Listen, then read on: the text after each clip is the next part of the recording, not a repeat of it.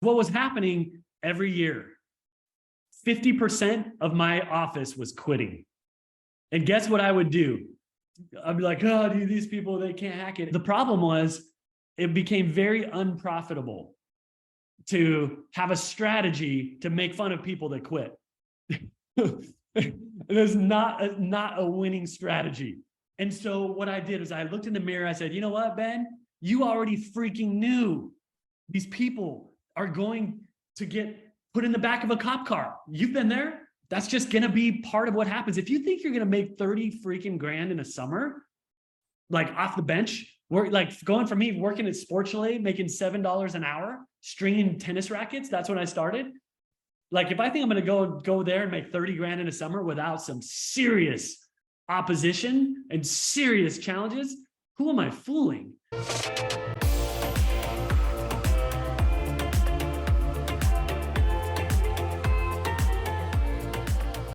And so what I learned, what I did was I got pretty ticked off at the situation of losing half my guys every year. And I decided to step up. And so here's what I did. I grabbed a whiteboard, like a lot like mine in my house here. I grabbed a whiteboard and I started writing out every reason people have quit my teams.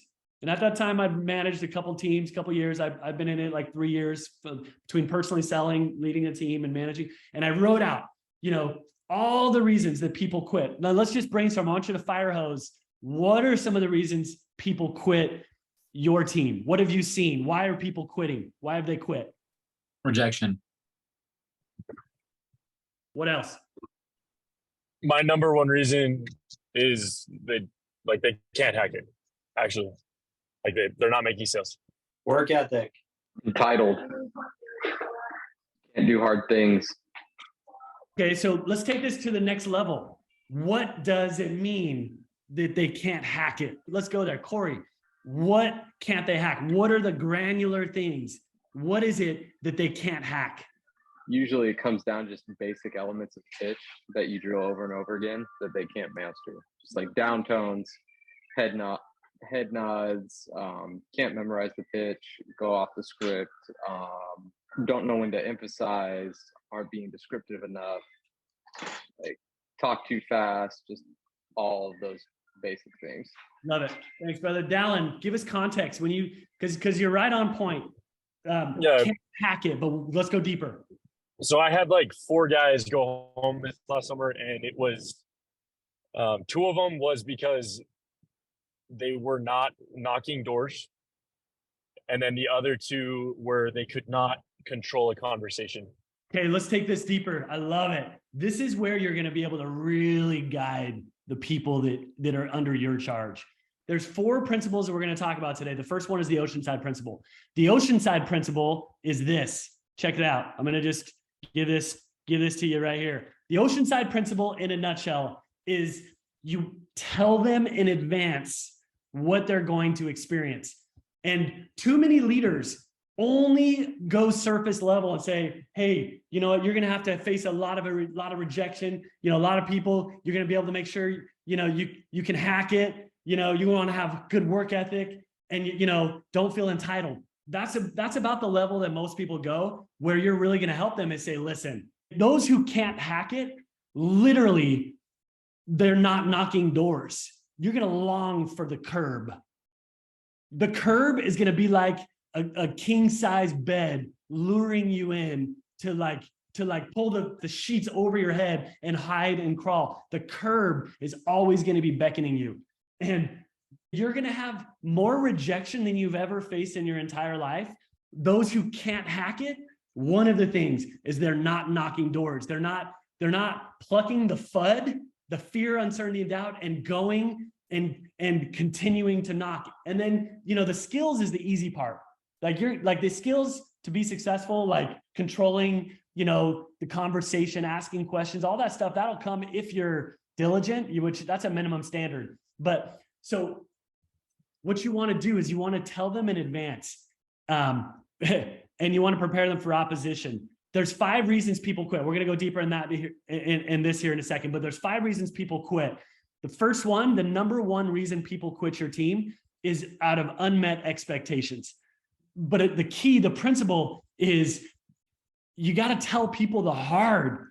Tell them even the bad. You want to talk people out. So here's the thing, the recruiting process, you're going to be recruiting. And of course there's glamour. Of course there's excitement. They see your Tesla. They see, you know, the property you bought. They see you going to fancy, you take them out to fancy dinners and all that's great. They see, you know, your lifestyle. You're at the gym midday, like when they're working and at school and you're doing all that too. But they're seeing your lifestyle. They're seeing you're playing pickleball with you and it's all glorious. Too many people are afraid and have too many fluffy conversations and don't allow themselves to get to the granular. And so here's what I challenge you to do. And in fact, I sent you this, and it's a tool that you can use. Let me share screen and put this on the screen for you. I sent you this little workbook that I put together for you. You're gonna wanna write out all the reasons why people quit. And there's a little space there, just boom, boom, boom, and create your own sort of whiteboard. And I would recommend you do this as, you know, as you do this as a team. And I don't think we need to spend time as a mastermind to do it, but you guys can do it on your own in your team meetings where it's like, all right, let's map out. And you put it all up on the board. And now you have your blueprint for how to prepare, how to not underlead the people that you serve. And you just put it out on the board and be like, all right, these are the things all the reasons people are quitting. And then what you do is that you have an Oceanside meeting with your guys and you bring them all in. And let me just give you an example of what I did. This is my first recorded one. And I did this year after year, but this is the first one I'm going to share with you. This is my first original Oceanside. I would bring them I brought them in all together and said, listen, here's the ground rules. Here's the framework. Here's our team. This is what we're about. These are our goals. And guess what? I would then I took the things on my whiteboard and I put them down. And this year, this was my first one. So I just want to show you my legacy. They got better and better over the years. But I had people quitting because they were sweaty. It was so hot. And their armpits, literally, their armpits were too sweaty. So when they knocked on the door, it was embarrassing. And I'm like, I'm not going to do that. I'm just like, what? Like you're going to quit because of that? Like, and that was when I was making fun of them. But then when I realized, crap, they can't hack it. I had those conversations. Hey, some people are just not going to be able to hack it. But I didn't tell them what that means. I didn't tell them what it even means to be able to hack it. It means you're going to have jock itch. Literally. Like you're going to be walking in the heat, sweaty pits, and you're going to be literally having somebody just cancel on you. Your mind is going to be like so upset. You're going to have jock itch where you're just like, I can't walk another step. And guess what? That's what it's going to take. Actually, to succeed. So like, if you're not okay with that, now is the time for you to pull the ejection cord. Because I'm telling you what, if you're going to actually go and do what most people have never been willing to do, you're going to have to pay the price that most people are not willing to pay. And so this is where you talk them out. This is where you have the courage and the confidence to tell them the hard. And here's where the magic is. And I'm getting kind of passionate because I found this is such a secret. They're already pumped, they're excited, you're building a team culture, and then now you're taking them under your wing and letting them know you're literally talking them out of the job because this job is not for everybody, and some people can't hack it. And this is what it actually takes to hack it. All of these things on the board is why people quit. Those things you will have to go through. Now, you might not have to go through all of them, but you will certainly go through many of them. And for you, if you're going to be successful, and the key is anchoring their why. Why are they on your team? What do they want? If they're not strong enough, they don't have a clear enough reason to be out there that summer, then any little excuse will do, and they will bail. That's why there's a 50% retention rate in summer sales. Here's the first action item for you on this. I want you to make a list on your own. This is going to be you to do. Make a list of all the reasons people have quit and make sure you have that in front of you. And then what you do is you schedule a meeting with your team and you sit them down and I'll send you mine. You can model it where literally you bring them in, you let them know your goals as a team. And hopefully by this point, you know each of their individual goals for the summer, but this is where you bring them in, you let them know what's going on. And then you let them know, hey, I got to take you under my wing. This is literally what I did. I brought everyone in. I was like, guys, I've been a poor leader in the past, and I commit to not underlead you. These are the reasons people quit. And here as a team, our identity, we're not quitters. And in fact, you'll notice the people in this room are among the very best. And we actually did not hire certain people that went to other teams that we wouldn't let in our team because we're only bringing the best. You have a responsibility to weed those people out in advance. You got to pluck the FUD. FUD can be people. You got to pluck those and not invest in those people. Don't bring those people out. And sometimes you'll miss. Sometimes you'll get it wrong. But here's how you weed it out. You can actually filter those people out in advance and increase your chances big time of having somebody setting them up for success rather than just guessing, are they going to show up and work? I don't know. You can actually vet that out through the 4 keys for high retention. And so then this is the second key. I let them know. I said, and this is what I invite for you to do something similar.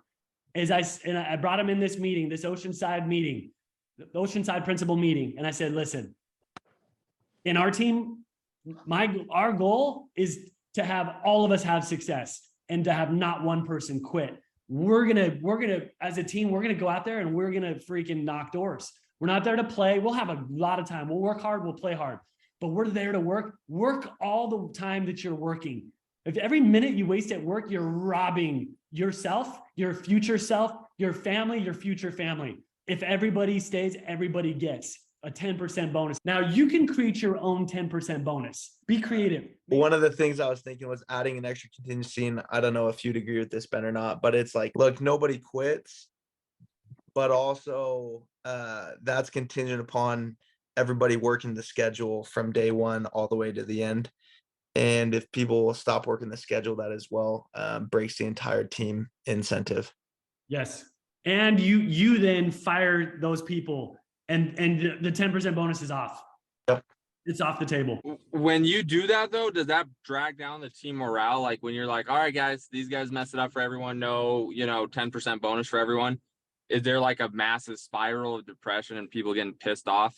Listen, it's all how you set it up. The principle is you don't bring on quitters. You get a mindset and a mentality. I'm not going to quit. You prepare them for what it's going to take. You lay clear expectations for what it's going to take to actually work hard, and it's going to suck, but it's also going to be very rewarding.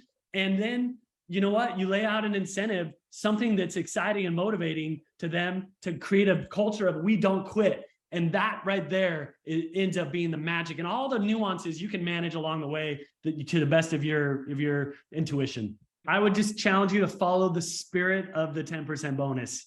However you want to do it, you could go hardcore like me. I went hardcore because I got pissed.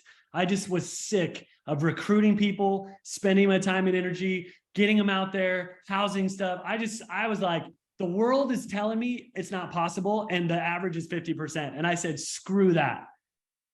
I'm going to do whatever it takes to stop underleading these people. And I'm not going to bring people out that are going to quit on me. And what happened was I didn't have a bigger fallout. When I started like really leveling up, I didn't have a preseason fallout. I had a preseason step up and I had a mentality.